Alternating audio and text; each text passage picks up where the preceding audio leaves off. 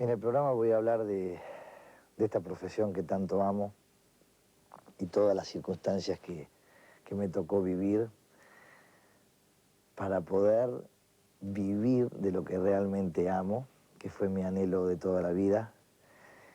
Y lo quiero compartir y dedicar esto con los seres que más amo, que son mi mujer, María Inés, y mis hijos, Nicolás, Joana, que viven como propio todo lo que le pasa a su padre y que transitan del mismo modo que transito yo por esta profesión tan divina y que lo disfrutan del mismo modo que lo disfruto yo, para ellos y para ustedes. All the sisters of mercy, they are not departed or gone. They were waiting for me when I thought that I just can't go on. And they brought me their comfort and later they Tenemos esta noche con Guillermo Francella, si me permiten, varias lecciones que aprender. Por un lado, por el lado de su propia vida, ustedes van a descubrir lo que le costó llegar a concretar su vocación, aquello que él sabía desde la infancia, desde los recuerdos con su abuelo, lo que él quería hacer. Y por el otro lado tenemos también el descubrimiento de un gran comediante, quizás en este momento el más popular, el más querido por el público argentino. Alguien que se instala en la herencia, en el camino sucesorio de grandes como Sandrini, Bianco, Olmedo, y ahora le toca a él. Me parece que hay ahí también un descubrimiento por hacer. Ojalá así sea.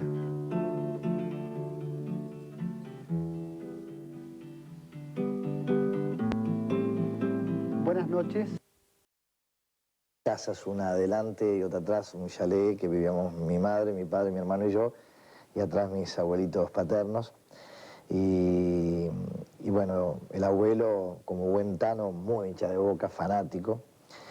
Y yo de Racing de toda la vida. Mi papá fue profesor de Racing del anexo de Villa del Parque durante 35 años y desde que nací jugaba con un llaverito que era el escudo de Racing, o sea que él... Y siempre estaba esa rivalidad casera y divertida entre el abuelo y yo, pero me apostaba, me decía, hoy te ganamos cuando jugaban Boca Racing. Me decía, ¿cuánto? Por $1, capaz que jugaba lo que había en esa época, no me acuerdo. Entonces, bueno, traerlo y lo dejábamos en una radio que escuchaba y poníamos los $2. Generalmente ganaba Boca, nos ganaban siempre. Entonces yo, destruido, le decía, bueno, abuelo, tomalo, ya la llevaba. Dice, no, dice el abuelo, ¿sabes qué? No mereció ganar Boca. Y bueno, pero ganó. Dice, no, pero ustedes tiraron más corners que nosotros, dice. Iban siempre adelante, no mereció ganar. Y me le digo, pero abuelo, si es así, si hubiera ganado legítimamente te la daba, me dice. Y bueno, me da una ternura eso que con el paso del tiempo, el abuelo me dio la plata de la apuesta, le decía, no. Cuando tengo recuerdos de eso de Racing, de toda la vida, era como es el día de hoy, que amo tanto. Era chico y me acuerdo los domingos a la mañana me levantaba y me iba a la iglesia. Yo no iba a la iglesia nunca en la vida. Dice, ¿dónde va? Me decía mi mamá. Me dice, a la iglesia para ver si Racing gana, mamá. Dice, no, hijo, no, y si no gana, como que se me enojaba con Dios. Y mi mamá me decía, pero el otro chico que juega del otro equipo, que le gusta el otro equipo, va a pedir por Dios y Dios se tiene que ir. No, yo me rayaba, ya me enojaba hasta con Dios. Iba a la mañana de los domingos a pedir, por favor, que gane Racing. Bueno, esos recuerdos de Racing, del abuelo y de mi casa han sido inolvidables y me marcaron para toda mi vida. ¿Cambiarías todo por ser el 9 de Racing, el partido contra Boca, si este año va a salir campeón? Y hacer el gol al segundo último así de cabeza sería un placer, sí. Yo, bueno, mira, el otro día tuve una experiencia que fue fantástica cuando presentó Racing la camiseta nueva. Me invitaron a ir y pisé el césped de Racing. Y fue realmente, porque jugué con los que ganaron la Supercopa, con Medina Bello, Colombati, Walter Fernández, un grupo, Cárdenas, el que hizo el gol en el 66. Y me morí estar ahí, fue muy movilizante para mí. Me imaginaba, tenía flashes, si esto fuera verdad, decía yo, Dios mío, sería fantástico. Vos solés decir que tu vida es una película italiana. Me imagino que tiene que ver con los abuelos y con el clima familiar, ¿no? Con ese hogar que integraban las dos familias. Y porque éramos, y soy muy visceral, éramos todos muy de sentir y actuar en el acto, ¿no? Era muy impulsivos todos, muy arriba, muy de elevar la voz, muy tano, muy de vivir las cosas. ¿Qué pasó? A mí no me pasó nada, tranquilo. Era como que todo es, mira, te llamó, ¿quién llamó? Y una cosa de, digo, está todo bien, pero bueno, es el día de hoy que me dice, pará, bajá un poco, porque es más fuerte que yo, es como que viví toda la vida así, en casa era todo así, ¿no? La casa era muy un scrum, una familia muy unida. Los abuelitos ya no están, mi papá tampoco está, pero lo sigo viviendo con mi madre, con mi hermano, muy unidos, muy claneros, muy de dolerle la panza a uno y le duelen a todos, ¿no? Pero no había teatro, era todo realidad, no había Ah, ficción. no había ficción, no. Y en ese momento vos podías reconocer, o mucho tiempo después descubriste que ahí estaba el origen del actor. No sé por dónde lo descubrí, era una cosa que lo vivía muy dentro mío siempre. Yo siempre fantaseaba con... Yo tuve televisión de grande, o sea, tampoco tenía un contacto directo y tampoco iba al teatro, ¿no? Pero el hecho de, desde el mismo colegio ya, ¿no? Ser protagonista de una escenita en el colegio, de jugar o de contar una anécdota, versión libre la hacía, y que todos escuchen el relato, a mí me alimentaba de la risa de los demás, me fascinaba que prestaran atención con algo que yo les contara, ¿no? Y me veía como que me pasaban cosas de verdad y sentía mucho, lo sentí de toda la vida, y de adolescente ya aún más, pero de chico también.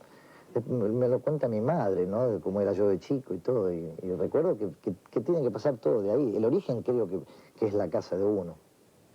Y además en la barra, ya de adolescente, eras el desinhibido, el encarador. Sí. Eras ya así como sos. Sí, fui muy desenfadado toda la vida. Con el paso del tiempo te digo que, y creo que tiene que ver mucho lo de la cámara, lo de dar tanta energía con lo que uno hace, que se convierte un poquito más introvertido. Antes no era así, como, no te diría que perdí frescura, pero hay veces que yo he sido siempre muy extrovertido, estar, como decís vos, con un desparpajo tremendo y no me importaba nada. Ahora me importa todo, es como que me tiro un poco más atrás, como que me inhibo cuando sabes que sos observado, cuando sabes que sos conocido y que tampoco puedes actuar tan libremente como actuabas cuando eras un tipo totalmente ignoto, que nadie te conocía, que nadie sabía nada de vos. El anonimato también tiene sus... Pero eras el de la barra, que el que iba al frente, al que los demás mandaban. No me importaba nada, era muy audaz. No, era cero tímido y me gustaba lo que pasaba con mis amigos, ¿no? Vamos, hay que arrancar, y que veías el quedado y generarle la energía para que vaya a donde sea, ¿no? Pero sin embargo, cuando termina el secundario, son ellos los que saben qué van a hacer, y vos no. Y vos veías que los demás decían, yo quiero ser esto, quiero ser otro, y vos no tenías esa certeza. Sí, es verdad. O quizás buscabas con mayor convicción algo que te gustara de verdad. Porque lo que más amaba era el teatro, es trabajar como actor, es decir, lo amaba. Y cuando terminé el secundario y con mis compañeros les preguntaba en el último mes que iban a seguir, y todos ya sabían que en abril arrancaban en la Facultad de Ingeniería, Arquitectura, Abogacía o Medicina. Y yo les preguntaba si realmente amaban la carrera. Y me decían, no, me voy a meter a ver qué pasa. Y yo me desesperaba, no me quería meter a ver qué pasa. Quería que de verdad me guste mucho algo. Y mi padre me decía, sí, seguí teatro, pero bueno, buscate una carrera paralela para no morirte de hambre. Y yo le decía, pero es que amo eso. Digo, bueno, hacelo. Nunca me puso una traba, ni él ni mi madre. Pero me decía que busque una carrera. Y fui a un curso de orientación vocacional para que me oriente un poco, ¿no? Una psicóloga que me habían aconsejado. Y estuve varios días con ella, que de verdad lo único que salía era el teatro en esa conversación, lo único que salía, ¿no? Y después no, fue una experiencia que no me gustó mucho, ¿no? Me terminó prestando los servicios para psicoanalizarme, porque consideraba que estaba como que lo único que me pasaba era eso, y no me incentivó a que continúe con eso, ¿no? Salí más desorientado que orientado. ¿Y cómo llega entonces el teatro? El teatro llega porque, primero y fundamental, digo, ¿qué es lo más cerca que puede estar del espectáculo? Y el periodismo. Y entonces me metí a estudiar en la Escuela Superior de Periodismo, y donde yo sentía que el periodismo oral, no el escrito, el oral o el televisivo, era el que me iba a acercar de algún modo a... Y en forma paralela estudiaba teatro, o me sacaba fotos cuando podía, cuando tenía un mango, y los presentaba en agencias de publicidad como para hacer algún comercial o hacer algo que me puedan convocar. Iba a casting, iba a hacer todo, ¿no? Me sentaba en esas colas largas, llegaban los divinos de 2 metros, rubios. ¿Cómo no? Acá no voy a ganar nunca en la vida. Llegaban esas... Si no me dejan hablar, lo gano. Claro, yo tenía ganas que me den un ratito. Llegaban con esos pelos así que caían. Yo levantaba y digo, yo perdí, ya perdí. Y era una oportunidad, me toman la prueba y era actuada. No era solamente estar y decir tu nombre a cámara y el teléfono e irte. Tenía que hacer un parlamento. Y hubo una pausa del director que se sonrió y me dijo, a ver, vamos a hacer otro. Y me miraba muy fijo y se divirtió mucho con lo que había hecho. Que era un comercial de un vermú. Y era Carlos Orín, el director. Y me dieron el protagónico de ese comercial, que fue para mí algo de lo más movilizante que me tocó. Fue algo tan fuerte, pero tan fuerte. Yo estudiaba periodismo, trabajaba simultáneamente en una boutique, en una compañía de seguros trabajaba, y me acuerdo que fue eso pero muy fuerte. Así que pude entrar en ese comercial, y era una pequeña carta de presentación luego cuando iba a un canal a pedir trabajo, de decir, pero vos y yo el del comercial, digo, el de... y ya ahora ahí te agarré, ahí ya era una pequeña salida o entrada. Pero también cuando trabajabas, actuabas. Sí, claro. Porque como vendedor de boutique y también como vendedor de seguros a domicilio. Y claro, porque mira, la calle, la venta en sí tiene mucho de actuación, Carlos, porque tenés que tener un sentido de impronta, de rapidez, de resolver, de rematar la venta en un momento determinado, que mucho tiene que ver con la actuación, ¿no? Y la compañía de seguros, aún más que la boutique, trabajaba en la calle tocando timbres. Entonces era medio difícil, porque tocabas un timbre en una calle. ¿Quién es? ¿Quién le digo que soy? Si yo quería venderle algo, nadie iba a salir. Franchella, decía yo, ¿quién es? Entonces querían asomarse a ver quién era. Digo, la molesto un segundito, y tenían que salir. Y a desplegar la mayor personalidad del mundo en ese instante, porque estaba en el pilar de entrada, en el porche, y tenía que entrar a la casa y decir, tiene una mesita para sentarme y explicar. Tenía que entrar. O sea, que había que desplegar el mayor histrionismo del mundo, caerle bien a esa persona para que accedas a entrar a la casa y poder venderle ese título de capitalización. Y además ya llenó el cupón, señora. Ah, claro, porque antes de que nosotros toquemos el timbre, pasaban promotoras y les daban un cuponcito donde había refranes, ¿no? Se decían, agarrate, Catalina, y punto suspensivo. Todo según el cristal, punto suspensivo. Todo tocaba el timbre y se llenó el cupón. Decía, ay, no lo llené, porque hay algunas. Y yo, venga. Entonces yo hacía como que no le di a nadie. Agarrate, Catalina, que vamos a acabar. Ay, gracias. Y yo, no, es un placer, señor, pero no lo diga porque me mato. Digo, no, ya está todo arreglado. Digo, no, por Dios le pido a nadie. Digo, no. Y ahora tiene una mesita para que le explique cómo, porque el tema era ese el entre y después poder sentarte y venderle el título. Había que darle y hablar, porque algunos digamos, no había esta psicosis de la inseguridad de hoy en día, pero igual siempre te miraban, ¿quién es esta persona? ¿Cómo va a entrar a mi casa? Y vendía mucho y ejercitaba, me divertía mucho. Y después volver a esos bares donde nos encontramos y contar la anécdota de la venta, que ese era el placer mayor para mí.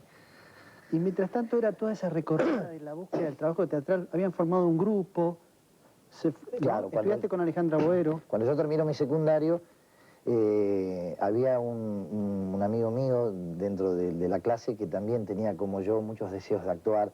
Cuando había las obritas de fin de año, los dos las hacíamos juntos en el teatro, en el colegio. Entonces había un grupo de chicas y chicos, seríamos unos 8, que dijimos, ¿y si hacemos una obra de teatro para fin de año, para recaudar fondos? Y así fue que nos fuimos a Argentores a leer un montón de comedias que tengan, por ejemplo, 4 personajes masculinos, 3 femeninos, y encontramos una que se llama Charlatanes, de Julio Escobar, un autor español, y la ensayamos y llamamos a un director que yo conocía, que era escenógrafo, pero además tenía mucho contacto con el teatro y nos dirigía, y la representamos en el auditorium de San Isidro, con el teatro lleno. Fue un placer de la familia, ¿no? La familia, los amigos. Al otro día ya no pudimos representarlo porque no había nadie, ¿sí? Ya toda la familia estaba ese día ahí. Pero el salir al escenario y me agarró algo en el pecho, fue algo tan fuerte, tan fuerte, tan fuerte. Y no había terminado el colegio, faltaba un mes. Entonces el lunes ya volvimos al colegio y ya éramos... Pero ya en los recreos, contame cómo fue el teatro y contarlo y explicarlo y esa experiencia. Y los mismos profesores se habían quedado muy sorprendidos porque habíamos estado bien, era un grupo bastante homogéneo y gustó mucho lo que habíamos hecho. Y ahí fue el arranque, tenía 17 años y luego, simultáneo con lo de la Escuela de Periodismo, fui a estudiar teatro con Alejandra Boero. ¿Y cómo fue esa experiencia de aprendizaje con Alejandra Boero? Fue muy enriquecedora por varios factores. Es decir, primero, yo no sabía qué era estudiar teatro, estar en contacto con gente que no conocía, hacer improvisaciones, me gustaba. Había cosas que de golpe no me lo creía yo como con las cosas que pasaban. De golpe un alumno pasaba y tenía que hacer que se bañaba y que el jabón y yo el agua. Entonces tenía que hacer como que me bañaba. Y cosas que yo, viste, estaba como medio escéptico que eso pueda aprender algo de todo eso. Pero al paso del tiempo pude reconocer técnicas o cosas que a mí me fueron ayudando.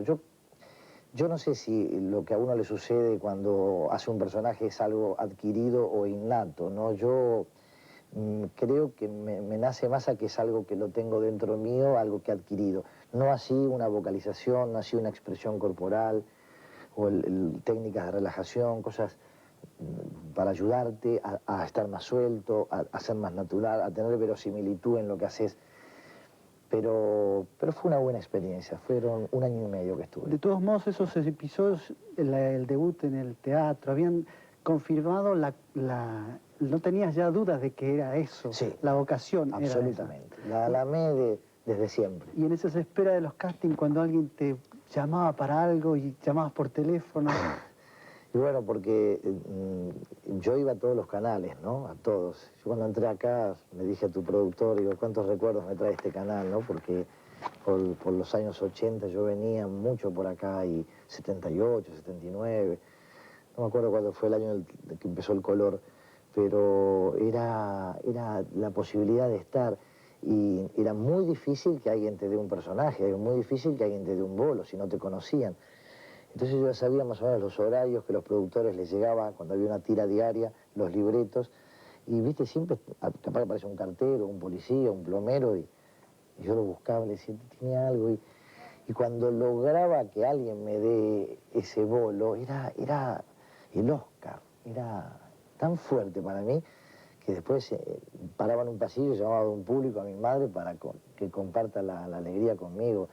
Y ella me lo exteriorizaba con una felicidad que, como es el día de hoy, con algún logro mío, lo que le pasa a ella, ¿no?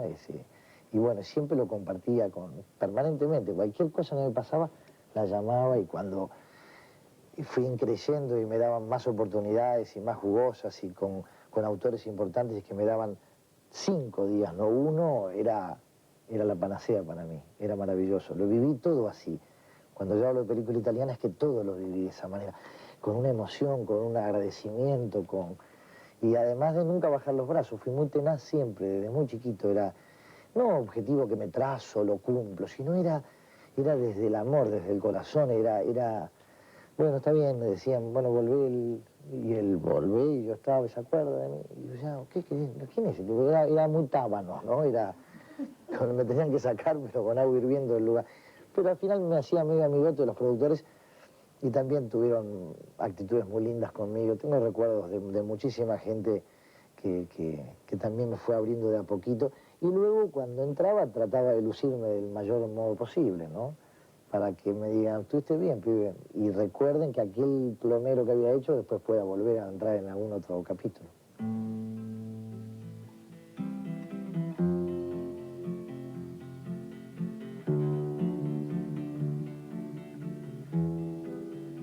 Argentina.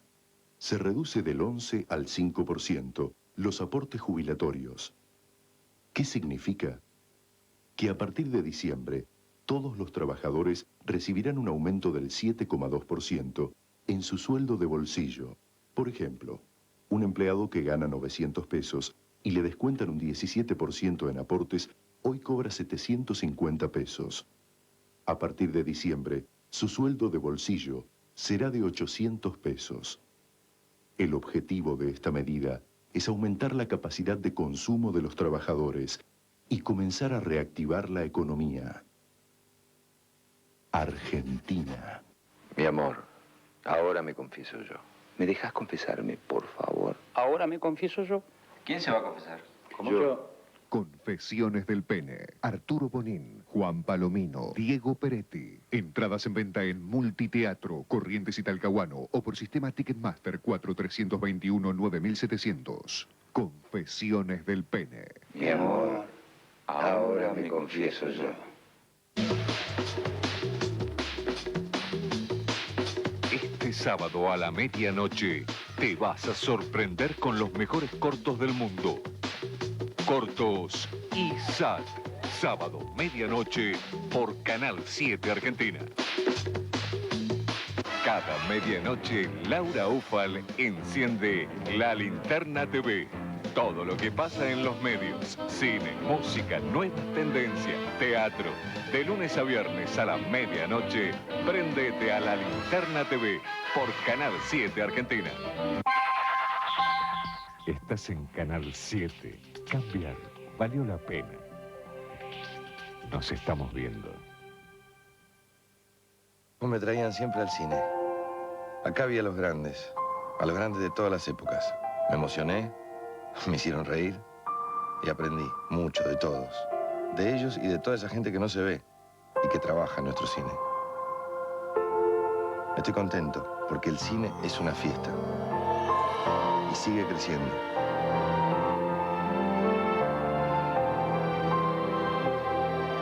Vení con tu familia, con tus chicos. Se van a divertir tanto como yo. 15 y 16 de noviembre. Entrada en todas las salas del país, 2 pesos. Argentina, vamos. The sisters of mercy, they are not departed or gone. They were waiting for me Hasta que when I thought that llegás al bar Ondine, donde parabas, Sí. ¿y qué te dice? Mira que están haciendo el casting. Un... ¿Mozo? No, un compañero mío, Daniel Pérez Guerrero, que era un compañero de mi padre del banco, pero que estudiaba teatro y era director de teatro. Y yo hacía teatro con él en forma vocacional, o sea, hacíamos obras de teatro, él las dirigía, pero con la misma trascendencia que tuvo aquella obra que te conté que duró muy poquito. La estrenábamos y después no había gente que... Y él me dijo, hay un casting que están haciendo en el teatro de la Sala Instituto. ¿Vos ibas al bar Ondine, que está al lado del Alvear, porque había ambiente de teatro? Sí, hasta parábamos todos ahí parábamos todos, ahí o en Pernambuco, parábamos todos, la gente de teatro paraba ahí. Y tomamos café, nos quedamos hasta tarde y después me volví a mi casa. Pero era siempre estar con alguien que hable el idioma de uno, contando anécdotas y hablando de teatro y me fascinaba. Muchos compañeros iban ahí. Y Daniel me dijo, están tomando una prueba en la Sala de Instituto, esta que está en Charcas, bueno. Y bueno, voy, y la están tomando hoy y me fui.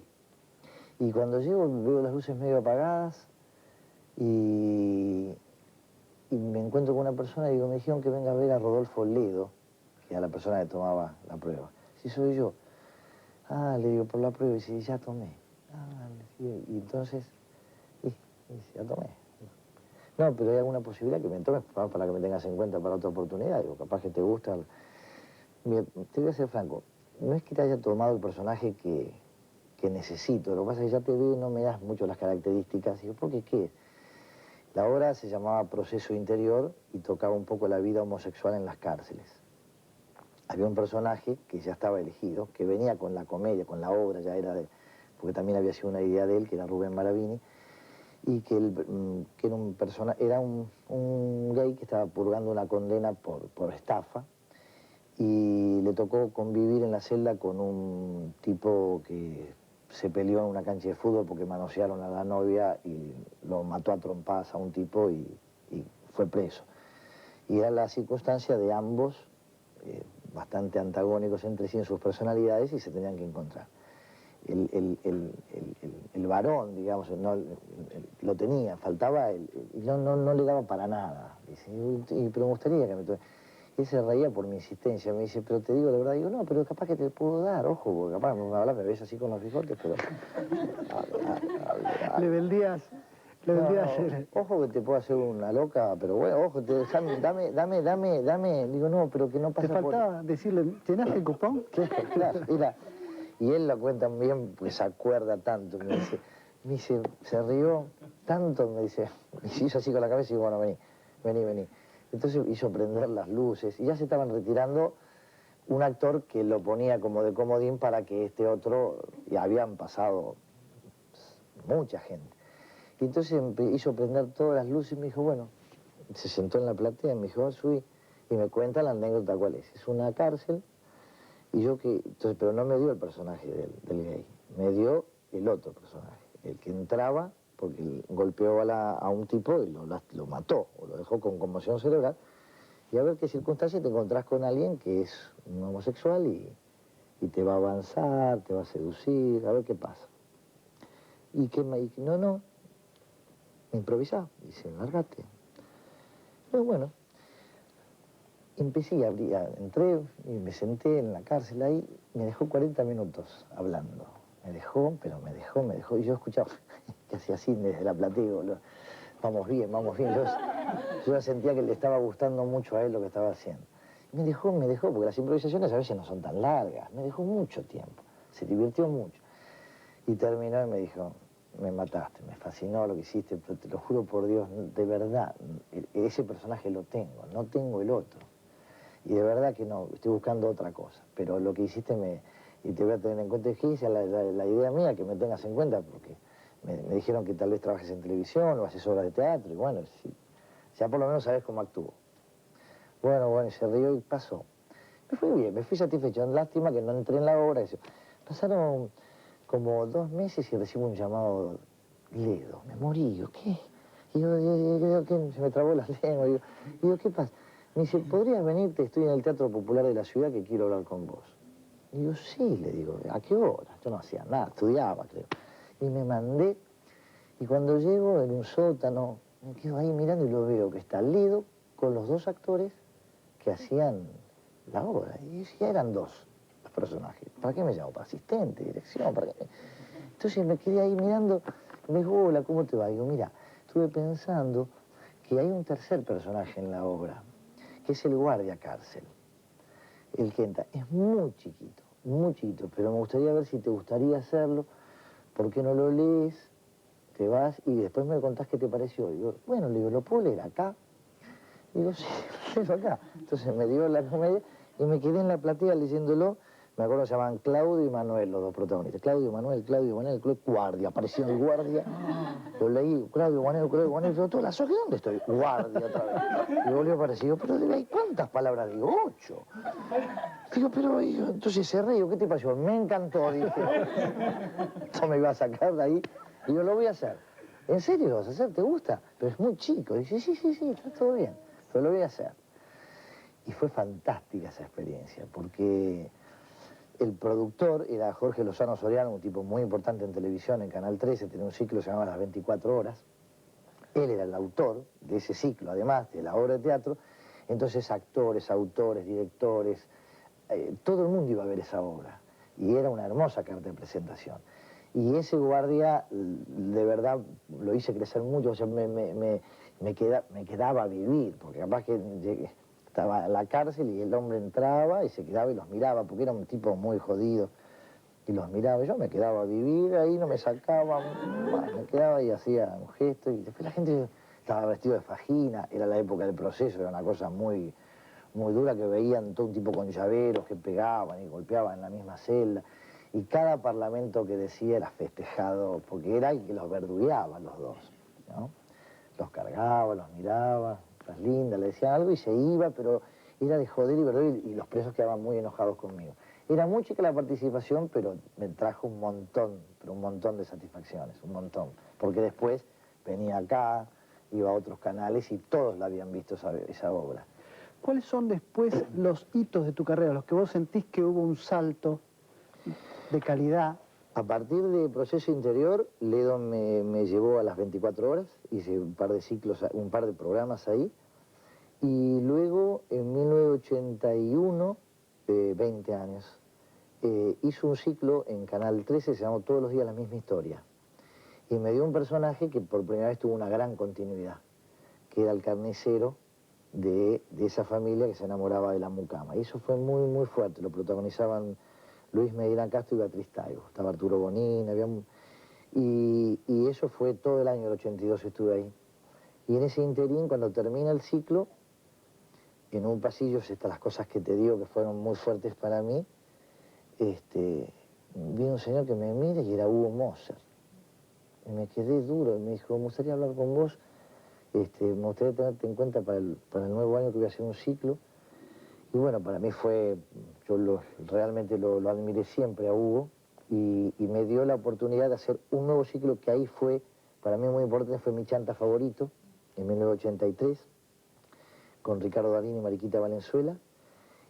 Y luego de eso Moser me volvió a llamar para lo que considero yo que marcó, más que Mi Chanta marcó, que fue Historia de un trepador, que fue en 1984, que fue un personaje muy distinto a los que solía ser yo, era un personaje, un asesino, un tipo sin límites, muy, muy siniestro, un jefe de seguridad de una empresa, con Satur, que trabajaba Claudio García Satur, Mirta Busnelli, Ricardo Lavie, Enrique Fava, Georgina Barbarosa, Gabriela Gili, trabajaba un elenco importantísimo.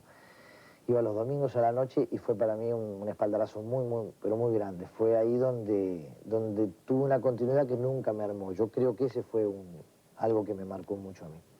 Y el salto a la comedia, cuando ya te instalás plenamente en el océano donde vos te movés con... Luego de eso, me llaman de Canal 9, por Moser también. Moser después no lo hizo esa comedia, que fue con Arnaldo André, El Infiel.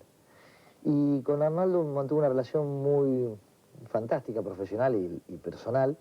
Y hizo varias novelas donde yo era el 2 de él, el compañero de él, el de la comedia, y hice varias que ahí empezó una continuidad de comedia que me gustaba mucho, y después me llamaban siempre para hacer ese tipo de personajes, fue El Infiel, Juegos Prohibidos, El Lobo, El Vidente, un montón de comedias que había hecho con él en Canal 9, y continuó haciendo, hice muchísimos programas con Arnaldo y con otras personas, hasta que el mismo Ledo, en 1988, me llamó para hacer De Carne Somos, en Canal 13, para protagonizar qué era la historia de aquel carnicero, que en Todos los días la misma historia él me había dado, y después le quiso dar vida propia, porque había pegado tanto, que digo, y quiero hacer una historia con ese carnicero.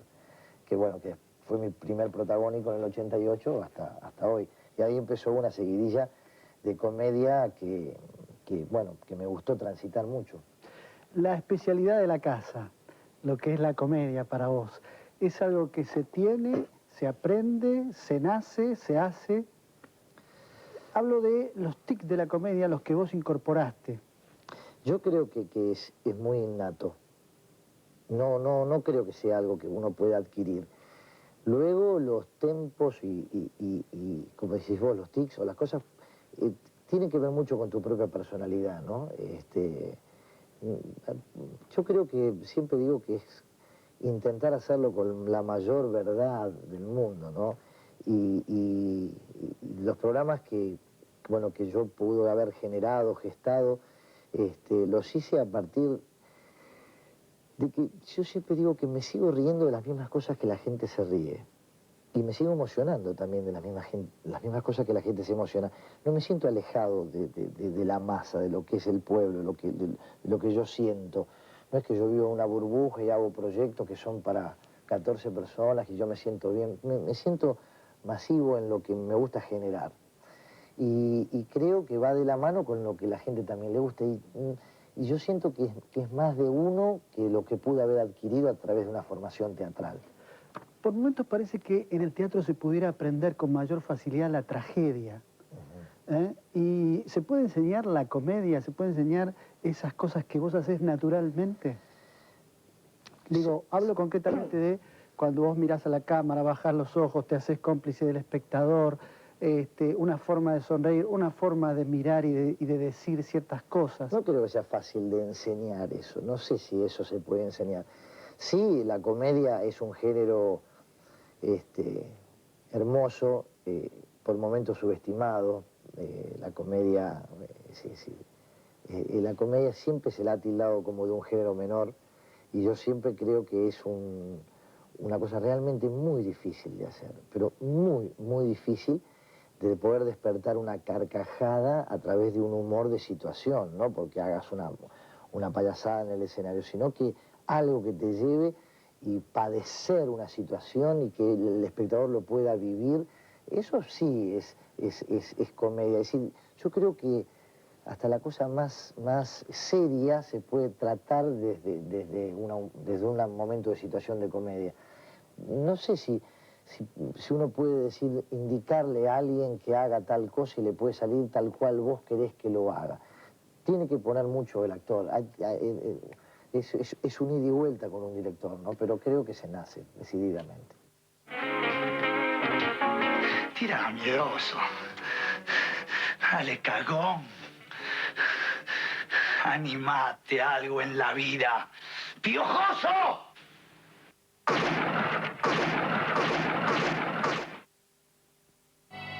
Hasta que la muerte nos separe.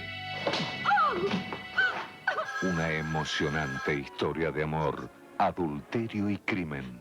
Dilo. Sí, sí, sí. Quiero alejarme de ti. Aquí estoy muriendo. Jürgen Prochnow, Katharina Bonn y Harald Kasniter en un apasionante thriller. Estreno en Cine Internacional. Viernes, 22 horas, por Canal 7 Argentina. Desde el 1 de octubre está en vigencia el sistema 2000 regional. Más contribuyentes bajo control. Pague sus impuestos y juéguese por la Argentina. Un niño, un amuleto, un sueño, un amigo, un secreto. El bola.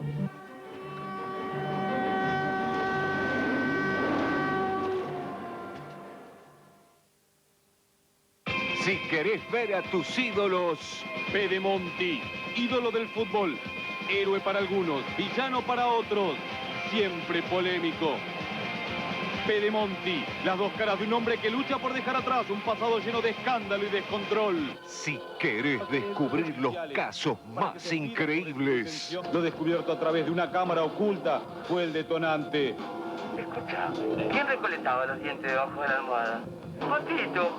si querés empezar bien la semana, todo por 2 pesos. El show más espectacular de la televisión. Lunes, 23 horas, por Canal 7 Argentina. Y nosotros haciendo nuestros chistes.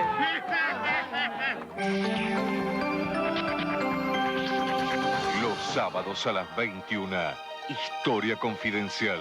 Los hechos y personajes de nuestra historia, analizados con objetividad y sin acartonamiento. Mario Pacho O'Donnell, Ignacio García Hamilton, con Felipe Piña y los mejores especialistas en los temas del pasado de nuestro país. Sábado, 21 horas, Historia Confidencial, por Canal 7 Argentina.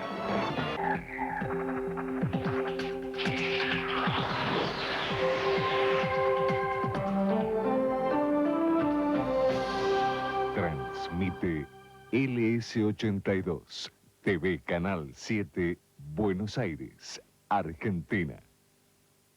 All the sisters of mercy, they are not departed or gone.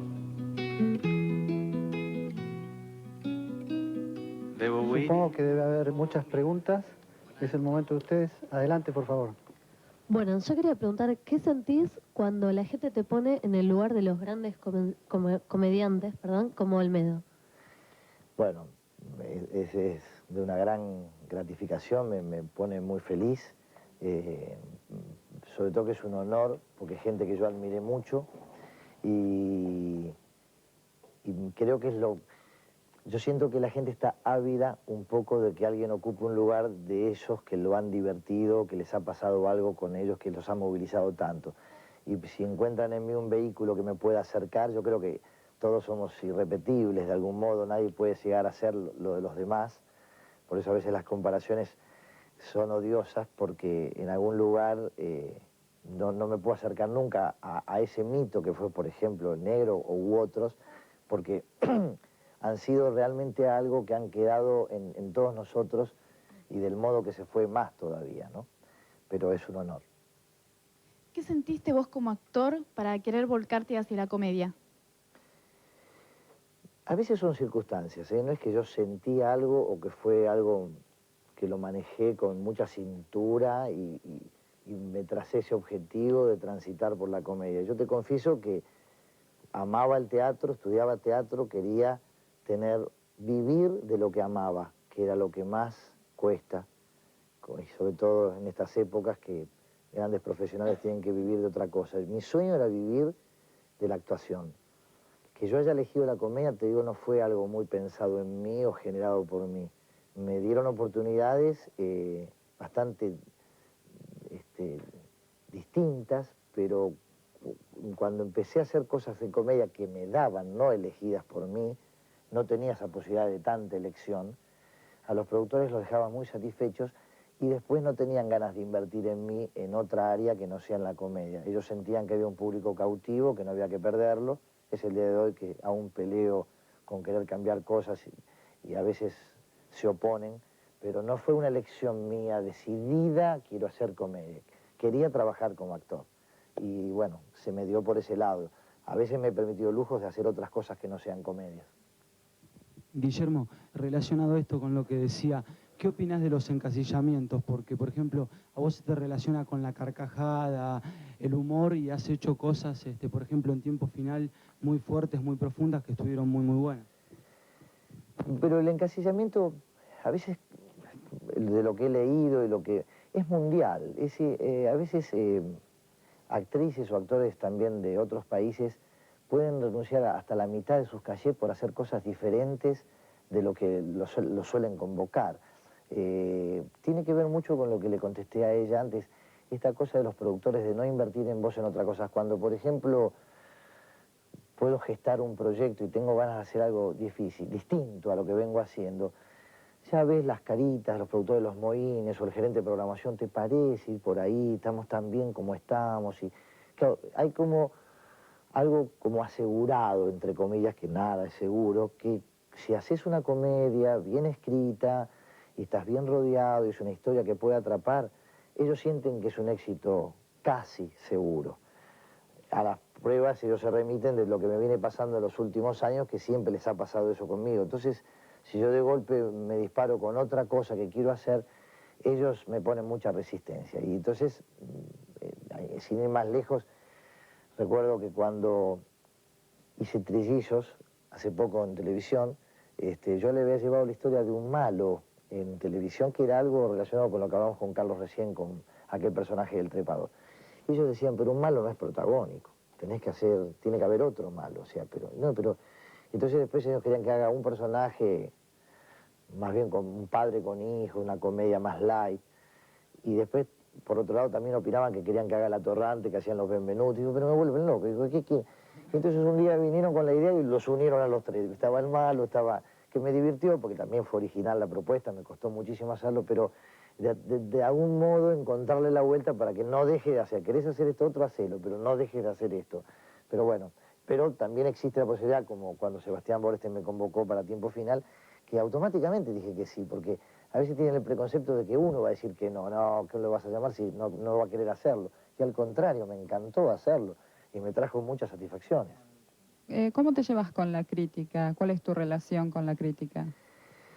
Tuve varios momentos con la crítica. Hay veces que cuando son bien intencionadas realmente no me toco. Cuando las veo capciosas o las veo que no dicen lo que realmente pasó o que pasa, ojo, un crítico puede tener, como que si yo te traigo a alguien que te digo es divino y vos decís es horrible, es decir, lo que cada uno le puede pasar con lo que ve.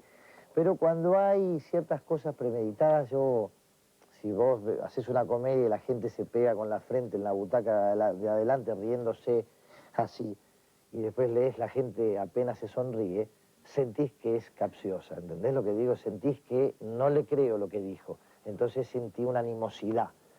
Pero la respeto, la acepto, puedo no compartir criterios. Yo he vivido los dos procesos, he sido muy bien criticado, no he sido bien criticado, a veces le pegan más a las propuestas que uno hace, tal vez por masivas, por populares, porque hay un nuevo código que ahora no corrió riesgos, como que el código para trascender es que hay que correr un riesgo para hacer algo diferente.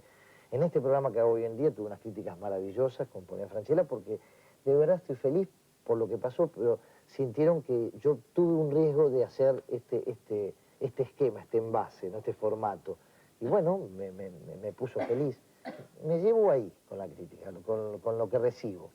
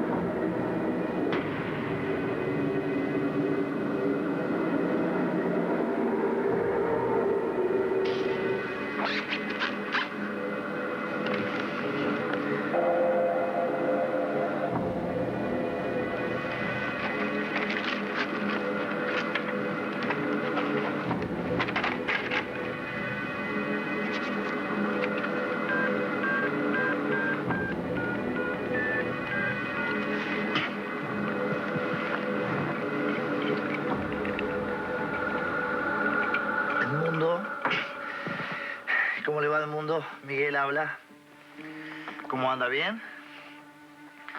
Bueno, ¿se acuerda de lo que le pedí en la oficina hoy, no? Bueno, 10 menos cuarto lo quiero acá, puntual en el mundo. ¿Estamos? No le dijo a nadie lo que hablamos, ¿no? No, bueno, porque es un secreto entre usted y yo, no me gustaría que esto... Bueno, fantástico. No se olvide de ponerse la ropa que le regalé. No, que es muy importante eso. No bien llegue el mundo, me toca el portero eléctrico, así yo sé que es usted. Después abre con la llave que yo le di. Un abrazo al mundo. No me falle, No me falle. Adiós.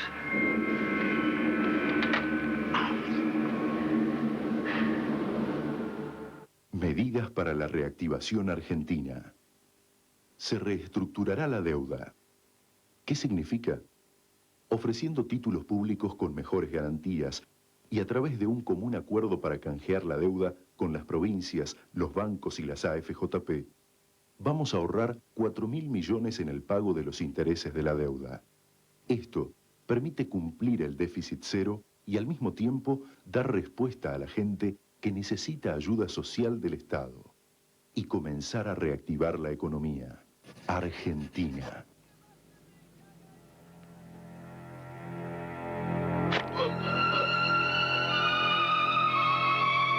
Puertas abiertas. Un triple brutal asesinato en la Italia fascista y un intenso debate legal. Gian Maria Volonté y Ennio Fantastichini en un film de Gianni Amelio. Puertas abiertas. Un estreno de El Otro Cine. presentado por Boy Olmi, sábado, 22 horas, por Canal 7 Argentina.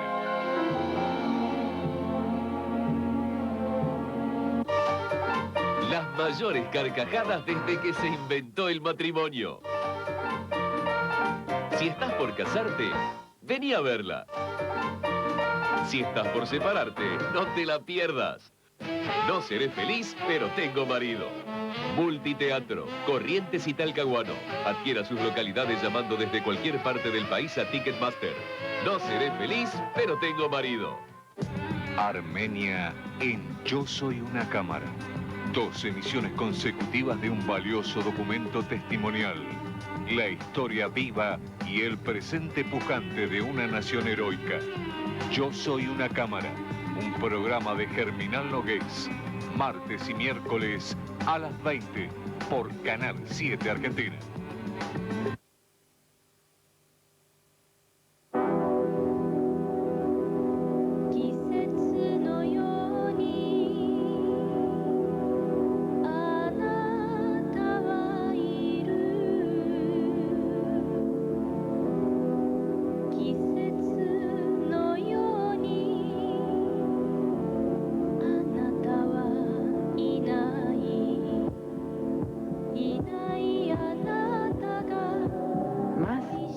Bien.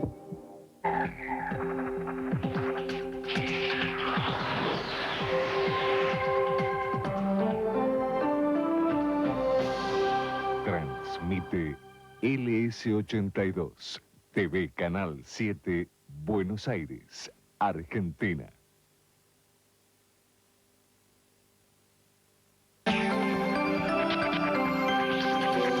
Este domingo a las 4 de la tarde usted va a tener un programa espectacular de A Todo Motor. Vamos a estar en Europa, donde vamos a ver la 9ª fecha del Campeonato Europeo de Camiones. Nos vamos a ir hasta Alemania para que usted conozca todo lo nuevo, los autos que vienen, que se presentaron en Frankfurt y que ya vamos a tener en la República Argentina. Vamos a tener también a los ganadores del concurso de diseño de A Todo Motor y también, si a usted le gusta preparar su auto, bueno, va a saber a través de Marcelo Balestrini qué tocar en el motor y qué no tocar. A Todo Motor, domingo, 16 horas, por Canal 7 Argentina.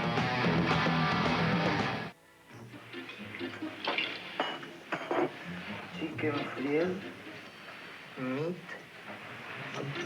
bacon and bread. ¿Qué carajo será todo esto? Hi. Hi. Un breakfast, please. A royal breakfast or a regular breakfast? No understand. A royal breakfast or regular breakfast? Hay dos. El primero, el royal. What? Coffee, bacon, eggs, toast, fruit cup, and orange juice. Bueno, ¿y el otro, el regular? Coffee, eggs, toast, no juice. Ahí está, ok. Okay, what? El regular. Regular? Okay.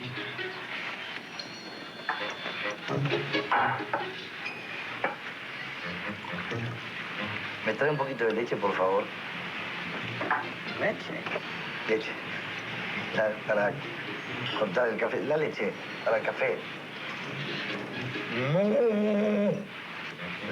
Que larga la vaca. Dios. La teta, señora. Oh, milk. Ahí va. You got it, Mr. Moon.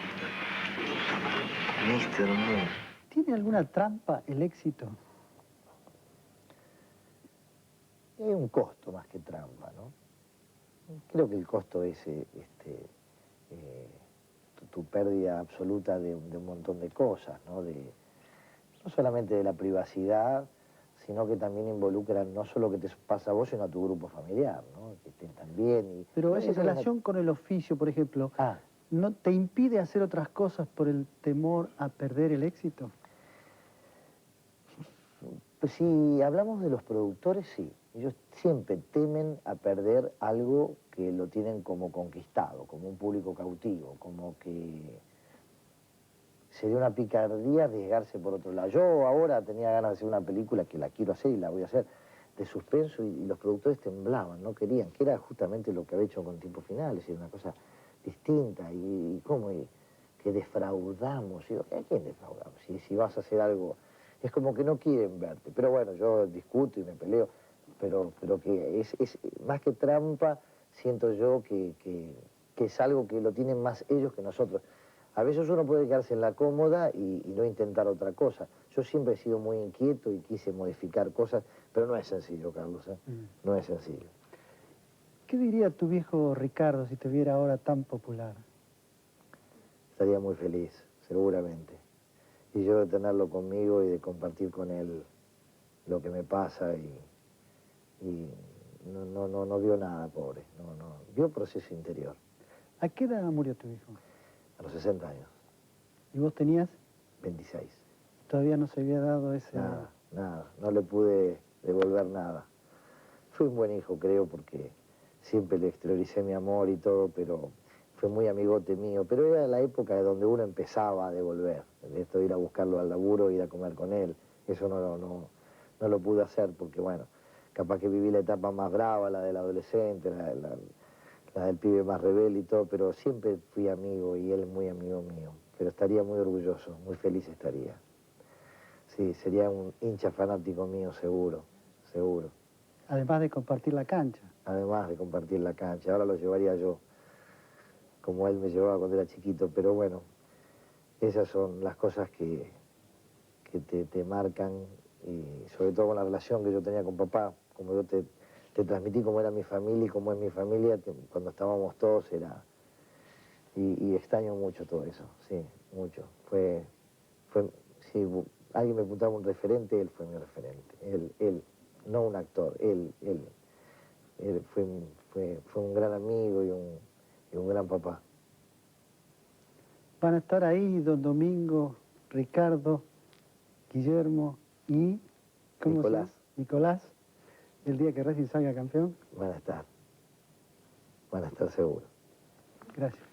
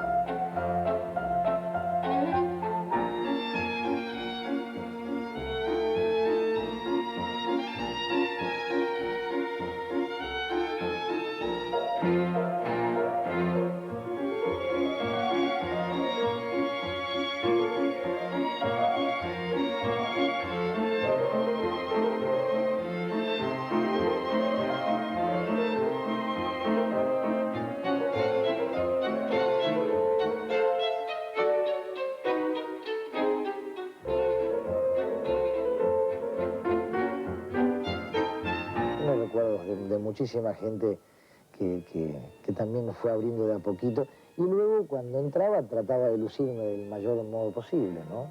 Para que me digan, tú estés bien, pibe.